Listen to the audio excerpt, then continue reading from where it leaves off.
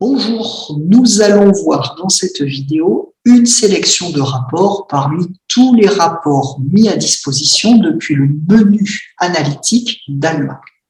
Alors, je suis sur ma session, qui est une session qui est associée à un nombre de rôles très important dans Alma, ce qui me permet de voir beaucoup de rapports à cet endroit. Vous en verrez sans doute moins. Du coup, si parmi les rapports que je vous présente dans cette vidéo, certains vous intéressent, vous pourrez vous rapprocher de votre coordinateur réseau pour que nous trouvions une solution pour mettre à disposition les rapports qui vous font défaut et qui pourraient pourtant vous être utiles dans l'exercice de vos missions quotidiennes. Alors, on va se concentrer dans cette vidéo sur les rapports positionnés au niveau du réseau. On n'entre pas dans le détail des rapports ou tableaux de bord agrégeant des rapports concernant spécifiquement certains établissements. Alors, on va commencer dans l'ordre logique et s'arrêter d'abord sur ce qui concerne les acquisitions, avec un premier tableau de bord baptisé Réseau AC Achat Ressources imprimées, qui est destiné aux collègues qui font des acquisitions de monographies imprimées. Alors, il s'agit d'un tableau de bord avec à chaque fois un onglet auquel est rattaché un rapport. L'organisation est toujours la même, un détail, les explications en l'occurrence, les invites qui sont presque toujours les mêmes et la page de résultats ensuite. Alors, le premier onglet va nous permettre d'accéder à la liste des exemplaires, ou plus exact, des lignes de commande qui ne sont pas encore entièrement réceptionnées. Donc, je vais pouvoir sélectionner pour ma bibliothèque, afficher pour ma bibliothèque tous les exemplaires qui sont donc encore en cours de commande. Mais j'ai aussi la possibilité de restreindre les résultats au niveau d'un bon de commande ou de faire une recherche par ligne de bon de commande ou bien encore par fournisseur, si je veux suivre plus précisément quel est l'état des livraisons pour un fournisseur donné. Les trois rapports suivants, eux, se répondent. État des lignes de commande, état des bons de commande, état des factures. Ils se répondent parce qu'en fait, ils permettent de faire un suivi sur l'état des lignes. Avec, à chaque fois, on est là ici sur les lignes, mais on trouvera la même chose pour les bons et pour les factures, le récapitulatif complet des statuts qui peuvent être affichés, et en l'occurrence, qui peuvent être utilisés par le système. Donc, vous avez leur libellé en anglais, parce que c'est ce qui va être affiché dans le rapport, avec leur traduction et les explications afférentes en français. Ça vous permettra de voir où vous en êtes pour vos lignes de commande. La recherche se faisant toujours de la même manière, bibliothèque, fournisseur, numéro de ligne, numéro de bon.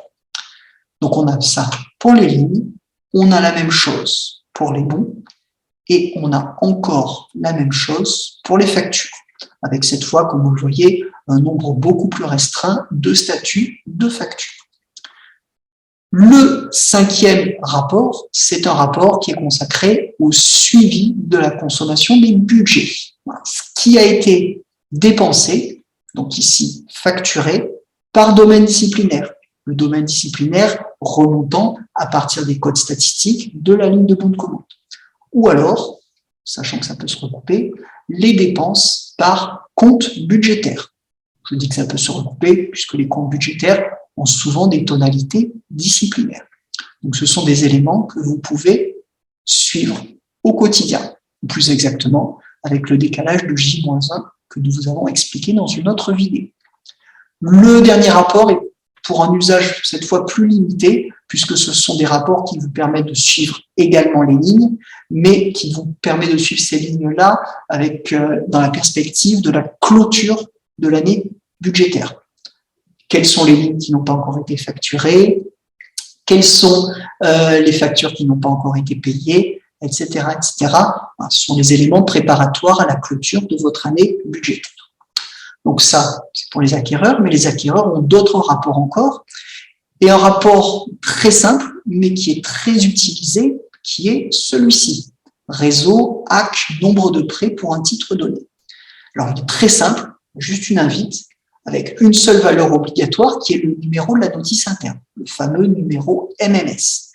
Ce rapport vous permet d'obtenir le nombre de prêts cumulé pour tous les exemplaires qui sont rattachés à la notice. Alors, vous avez une invite supplémentaire qui vous est proposée, qui est de renseigner la bibliothèque. Dans ce cas de figure, ce qui sera affiché comme résultat, ce sera le nombre de prêts cumulés de tous les exemplaires de ce titre pour cette bibliothèque donnée. C'est un élément important pour les acquéreurs pour savoir si un document est fortement consulté ou pas. Vous savez que dans Alma, le nombre de prêts est fourni, mais il est attaché à chaque exemplaire. Et nous n'avons pas, au niveau de la notice, le cumul du nombre de prêts, et encore moins le cumul du nombre de prêts pour les exemplaires d'une même bibliothèque.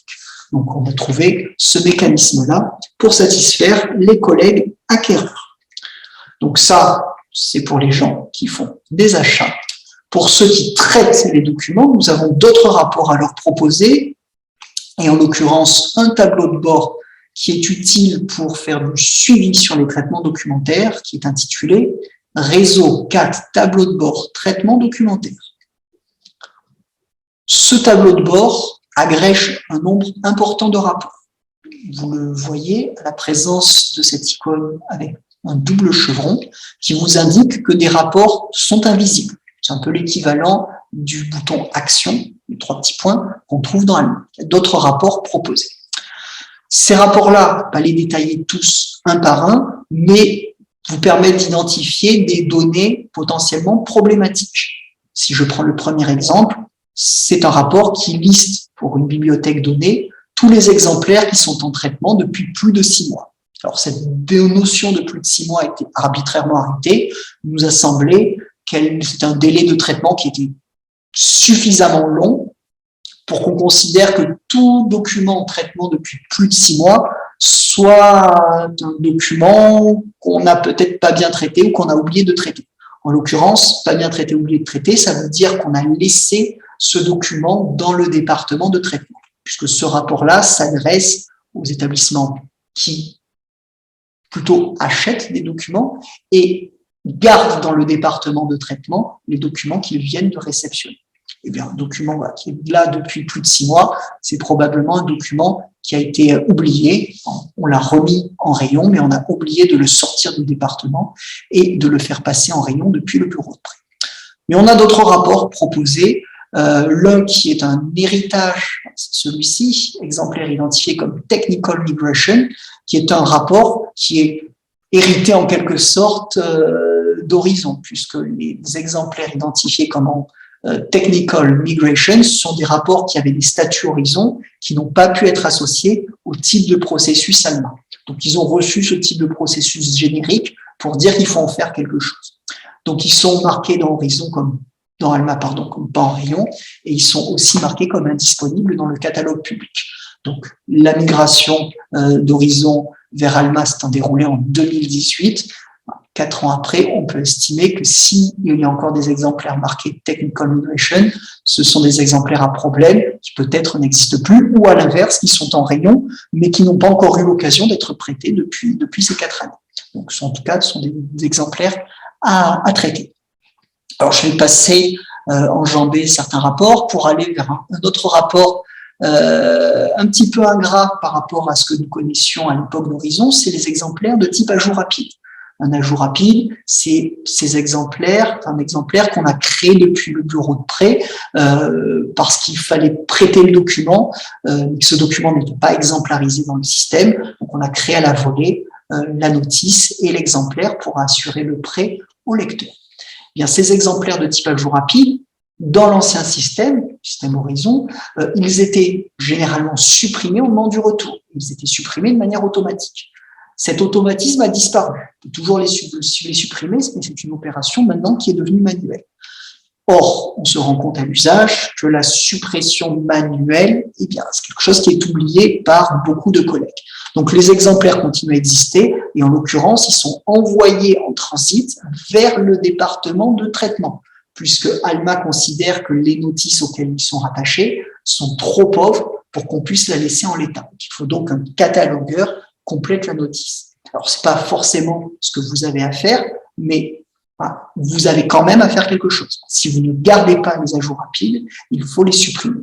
Or, comme je viens de l'indiquer, souvent ces ajouts rapides sont oubliés et restent dans une espèce d'entre-deux, qui est en l'occurrence un type de processus transit entre le bureau de prêt et le département de traitement chargé, théoriquement, de les gérer. Donc, ce rapport-là va vous permettre de les identifier et d'intervenir, soit pour compléter la notice, soit pour les supprimer. Alors, ces rapports concernent beaucoup les exemplaires et les notices de fond. Ici, encore un rapport marqué notice de fond sans cote permanente. La cote permanente, donc dite aussi cote de rangement, étant au niveau de la notice de fond. On en a un autre marqué notice de fond sans exemplaire. Notice de fond, théoriquement, doit avoir un exemplaire, parce que la notice de fond sans exemplaire n'a pas d'intérêt particulier. Mais on a aussi des rapports qui s'intéressent aux notices bibliographiques à proprement parler. Donc ici, on a un rapport qui permet d'identifier les notices qui ont des 930, donc un numéro RCR, mais qui n'ont pas d'exemplaire. Alors ce rapport est un petit peu plus complexe d'utilisation, tout est relatif, parce qu'il faut renseigner simultanément le code de sa bibliothèque et le RCR de sa bibliothèque pour identifier quelles seraient les notices pour sa bibliothèque qui n'auraient pas d'exemplaire pour la bibliothèque dans laquelle on travaille. Voilà. Dans le même ordre d'idée, nous avons ici un rapport intitulé « Notice de ressources physiques sans PPL » qui identifie les notices de ressources physiques créées depuis 2018, parce qu'on ne s'est pas encombré de tout le passif récupéré d'Horizon, mais toutes les notices créées depuis 2018 de type livre physique, livre imprimé, pardon, qui n'ont pas d'identifiant PPL. Comment on est supposé travailler dans le SUDOC? Théoriquement, une notice de ressources imprimées, et à plus forte raison, les notices de monographie imprimée doivent avoir un numéro PPN, et donc ce rapport vous permet de faire du suivi. Donc ça, pour les catalogueurs, et à la croisée du travail des acquéreurs et des catalogueurs, nous avons aussi un ensemble de rapports relatifs au pilon, qui est là, tableau de bord pilon, alors qui a été revu très récemment, qui vous fournit la liste des exemplaires qui ont été pilonnés, et en face, la liste des titres pilonnés, que vous avez pilonnés, mais pour lesquels il vous reste encore un exemplaire. Puisqu'on peut pilonner tous les exemplaires d'un titre donné, mais on peut en pilonner certains et garder un ou plusieurs exemplaires de ce titre. Vous allez pouvoir comme ça retrouver les titres pour lesquels vous avez encore un exemplaire, même si vous avez pilonné à côté de ça d'autres exemplaires du titre en question. Donc c'est un ensemble de rapports qui va être amené à changer puisque nous proposerons prochainement une refonte du circuit de traitement des pilons. Alors, les collègues qui sont chargés plutôt cette fois de la circulation ont aussi leur ensemble de rapports dans l'onglet analytique d'ALMA. Donc, ils en ont plusieurs. Il y en a un qu'ils connaissent de longue date, puisque c'est un des rapports parmi les premiers que l'on ait créé. C'est le rapport qui identifie les documents en retard, les prêts en retard. Réseau, usage, prêts en retard. Alors, je ne vais pas l'exécuter parce qu'il affiche des données nominatives, mais pour vous en expliquer le principe, vous renseignez votre établissement, puis votre bibliothèque, et vous indiquez les dates de retour. Alors, par défaut, on a mis les 3 derniers mois, donc ce sont les documents qui sont en retard et qui auraient dû être rendus au cours des 3 mois précédant la date du jour, mais vous pouvez tout à fait effacer ces données-là pour faire remonter tous les prêts qui sont en retard, y compris, pourquoi pas, des prêts en retard depuis 1 an. Ça va vous permettre de les identifier. Le rapport va afficher le statut du prêt et vous indiquera comme ça quels sont les documents qui sont passés à perdu, puisque suivant les bibliothèques, on a des délais différents, mais pour toutes, au bout d'un certain nombre de jours de retard, un document passe à perdu, sachant que perdu est lui-même l'antichambre du passage au type de processus manquant, et un exemplaire manquant, c'est un exemplaire ensuite qui ne sera plus rattaché au dossier du lecteur. Tant qu'un document est simplement en retard ou perdu, vous pouvez toujours retrouver les informations relatives à l'emprunteur, et c'est ce que vous fournit ce rapport-ci. Alors, en lien avec ce rapport, nous en avons un autre qui vous permet d'afficher la liste de tous les emprunteurs de votre bibliothèque, ou plus exactement tous les usagers qui ont un prêt en cours pour un document de votre bibliothèque. Il s'agit du rapport intitulé « Réseau, usage, nombre d'emprunteurs distincts par bibliothèque ». Alors ça, c'est le nombre d'emprunteurs, et vous avez le pendant avec la liste des emprunteurs selon un critère de son choix, et en l'occurrence, le critère de son choix, c'est la bibliothèque ou la localisation. Donc là aussi, je ne vais pas exécuter ce rapport puisqu'il affiche forcément des données nominatives, mais si vous renseignez votre bibliothèque, éventuellement une localisation, vous verrez les informations relatives aux personnes qui ont des prêts en cours pour la bibliothèque et ou la localisation que vous avez sélectionnée. Alors, les personnes chargées du suivi de la circulation physique des documents sont gâtés puisqu'ils ont encore d'autres rapports, d'autres ensembles de rapports, dont un tableau de bord sur les réservations. Alors, aujourd'hui, 2 tableaux de bord sur les réservations, mais on va plutôt pousser maintenant celui-ci qui est marqué tableau de bord réservation suivi d'activité, qui vous donne une vue d'ensemble sur vos activités en lien avec le service de réservation. Donc, réservation mise de côté sur place ou mise de côté dans une autre bibliothèque du réseau, peu importe de ce point de vue. Donc, on a des onglets avec à chaque fois, pour les différents onglets, plusieurs rapports qui sont agrégés. On a essayé de les agréger évidemment de manière cohérente. Donc, le premier onglet porte sur les exemplaires de votre bibliothèque qui font l'objet d'une demande de réservation. Alors, avec un rapport qui liste les exemplaires qui sont à retirer des rayons dans votre bibliothèque. C'est le redondant par rapport à la fonction prendre en rayon d'ALMA. C'est redondant en plus avec une nuance ou un bémol près, qui est que les données sont affichées à J-1. Donc, c'est pas des données à jour, c'est pas nécessairement ce rapport-là qu'il faut utiliser pour faire un suivi régulier des documents qui sont à retirer des rayons pour être mis de côté, pour être envoyés à droite à gauche. Néanmoins, vous pouvez revenir sur ce rapport pour voir si vous avez tout bien traité, ça peut être intéressant. Le deuxième rapport liste les exemplaires qui font l'objet d'une demande, les exemplaires de votre bibliothèque qui font l'objet d'une demande, mais qui ne sont pas actuellement en rayon. Donc, vous n'avez théoriquement rien à faire, ce sont des exemplaires qui sont en cours de prêt, ou qui sont en cours d'acquisition, ou qui sont en cours de traitement et qui font donc l'objet d'une demande de réservation. Tout au plus, quand c'est des documents en cours d'acquisition ou de traitement, pouvez-vous éventuellement accélérer le traitement ou relancer le fournisseur si c'est un document qui est encore en cours, en attente de livraison. Le troisième rapport, ce sont les exemplaires de votre bibliothèque qui font l'objet d'une demande d'un lecteur et qui sont en cours de transfert vers une autre bibliothèque, ou alors qui sont déjà arrivés à destination dans cette bibliothèque-là et qui sont en cours, qui sont en attente de retrait par le lecteur. Vous avez un autre ensemble de rapports sous le deuxième onglet qui fait un pendant aux 3 premiers rapports, puisque cette fois, c'est le suivi des réservations qui sont à retirer dans votre bibliothèque. Donc, il peut s'agir à la fois des documents de votre bibliothèque qui sont à retirer sur place, mais également des documents envoyés par les autres bibliothèques du réseau à votre bibliothèque qui sont à retirer chez vous. Donc, vous avez la liste des exemplaires demandés en attente de retrait dans ma bibliothèque, donc tous les exemplaires en attente de retrait dans ma bibliothèque, et vous avez aussi la liste des exemplaires demandés qui sont en cours de transfert vers votre bibliothèque. Ils ont été demandés au retrait dans votre bibliothèque et ils sont en cours de transit vers chez vous. Vous avez un troisième ensemble de rapports, ce sont les demandes qui n'ont jamais été retirées par les lecteurs.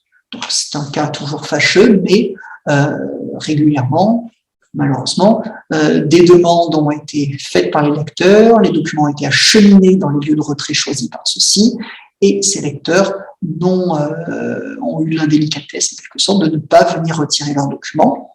Donc, ils ont oublié même d'annuler leur réservation. Là, c'est vraiment centré sur les documents pour lesquels la demande de mise de côté a expiré, parce que le lecteur n'est jamais venu les chercher. Donc, on a à la fois la liste des titres jamais retirés et le nombre de demandes jamais retirées. Et l'invite vous permet de sélectionner la bibliothèque qui possédez les documents, donc votre bibliothèque par exemple, et peu importe le lieu de retrait, ça peut être votre bibliothèque ou ça peut être une autre bibliothèque du réseau, mais vous pouvez aussi utiliser comme invite l'information de la bibliothèque de retrait. Donc, quelle bibliothèque de retrait ces documents ou ces réservations, on les a laissés expirer. Et vous avez par ailleurs un critère de date pour vous centrer spécifiquement sur des demandes expirées plus ou moins récentes. Et le quatrième ensemble de rapports, c'est une vue bilan d'activité globale sur les demandes. Donc, combien de demandes ma bibliothèque a reçues, avec une ventilation par bibliothèque de retrait, et combien de documents ont été fournis par les bibliothèques, des bibliothèques tierces. Donc, c'est ce qui est marqué ici, nombre de documents de bibliothèques tierces mis de côté dans ma bibliothèque. Si on le lit comme ça, la bibliothèque de l'INSA a reçu 19 documents de l'ENSIA 7, 9 de la bibliothèque PIV, 28 de la bibliothèque de l'Arsenal, et ainsi de suite. Vous avez la possibilité, évidemment, de rentrer un critère de date basé sur la date de création de la demande.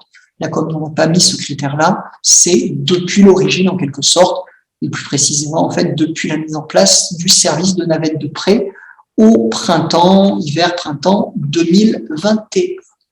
Voilà, ça, c'est pour la circulation. Et à la croisée de différents domaines, je vous montre un dernier ensemble de rapports qui concerne cette fois les documents qui sont en cours de transit. Alors, on l'a mis ici, les libellés cirque, préfixés cirque, mais il va intéresser potentiellement d'autres collègues, réseau cirque, tableau de bord, exemplaire en transit. C'est les différents cas de transit possibles, donc tous les exemplaires en transit entre deux bibliothèques, navette de prêt, navette de retour, mais aussi les exemplaires en transit interne, c'est-à-dire dans la bibliothèque, transit entre le département des acquisitions et le bureau de prêt, ou exemplaires en transit entre le bureau de prêt et le département des acquisitions. On mentionnait tout à l'heure les AJR, les ajouts rapides, ce sont des exemplaires qui vont, à un moment donné, être mis en transit entre le bureau de prêt et le département des acquisitions. Pour être complet, revenir strictement à la partie circulation, et en l'occurrence à la partie réservation, je vous montre un dernier rapport qui vient pallier une carence d'ALMA. C'est un rapport intitulé Réseau Cirque Réservation historique qui vous permet de connaître le détail, l'historique associé à une réservation. Voilà. On peut voir les historiques de prêt. Le prêt a été effectué à telle date, le document a été rendu à telle date, mais on n'a pas les éléments relatifs à la réservation à partir du moment où la réservation a été traitée, c'est-à-dire communiquée au lecteur ou expirée et a été le document remis en rayon. Là, on a toujours la possibilité de revenir en arrière en indiquant le numéro de code barre de l'exemplaire, éventuellement en indiquant le numéro interne de la notice, donc le fameux identifiant MMS. Donc là, s'il y a plusieurs exemplaires qui ont fait l'objet de demande de réservation, on aura autant de lignes qu'il n'y aura eu de réservation, ou éventuellement, un peu plus technique, en renseignant le numéro de la demande, puisque les demandes de réservation ont un numéro d'identifiant, et vous avez la possibilité ici de renseigner ce numéro d'identifiant, et là, vous aurez vraiment l'historique associé à la demande de réservation de votre lecteur. Donc voilà, un petit panorama des rapports qui sont disponibles dans le menu analytique d'ALMA. Cette bibliothèque-là va être amenée à grossir. N'hésitez pas à être curieux, à regarder les rapports que je ne vous ai pas présentés, à regarder également les rapports des collègues. On peut toujours tirer profit de ce qu'ont fait les autres. Voilà, c'est tout pour cette vidéo. Merci de votre attention.